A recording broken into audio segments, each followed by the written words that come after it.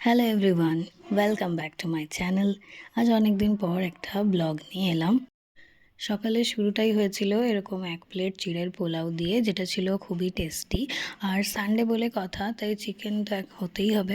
সেজন্যই সেদিনকে আমি বানাচ্ছিলাম দই চিকেন। অনেক দিন পর সেদিনকে কোনো চিকেন রেসিপি আমি ট্রাই করলাম। আর সানডে তাই একটু তো ঘুরু করতেই হবে। তাই আজকে আমরা ফুল ফ্যামিলি মিলে যাচ্ছি একটা মুভি দেখতে। তো কোথায় যাচ্ছি আর কোন মুভি দেখতে যাচ্ছি সেটার জন্য কিন্তু ব্লগটা পুরোটা দেখতে হবে। তোমাদের সানডেতে মেনু কী ছিল, চিকেন না মাটন? আমাকে জানিও কিন্তু। আর এইদিকে আমার কালঞ্চ গাছটাতে কি সুন্দর কুড়ি এসেছে। এই গাছটা আমার খুব প্রিয় একটা গাছ। বিকেল হতে না হতেই রেডি হয়ে গেছি, বাইরে বেরোবো বলে কথা, মনে আনন্দই আলাদা। এখান থেকে যাব মাসির বাড়ি, ওদেরকে পিক করে তারপর আমরা সবাই মিলে একসাথে বেরিয়ে পড়বো। পৌঁছে গেছি আমাদের ডেস্টিনেশনে। আমরা সেদিনকে এসেছিলাম আইনক্সে। আর এতক্ষণে তো তোমরা বুঝে গেছো যে আমরা কোন মুভি দেখতে এসেছি। ইয়েস, আমাদের সবার প্রিয় দেবদার খাদান, যেটা কিন্তু সুপারহিট।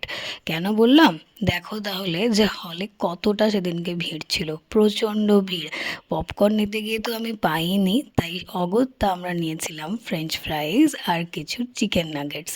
এত লাইন দিয়ে কি আর মুভি মিস করা যায়? দেখো, মুভি কিন্তু শেষ হয়ে গেল আর লাস্টের গানটা ছিল সুপারহিট গান। মুভি শেষ করে আমরা এখানে লিফটের জন্য দাঁড়িয়ে আছি। আর বাইরে বেরিয়ে দেখছি ভালোই ঠান্ডা পড়েছে, কিছু তো খেতে হবে।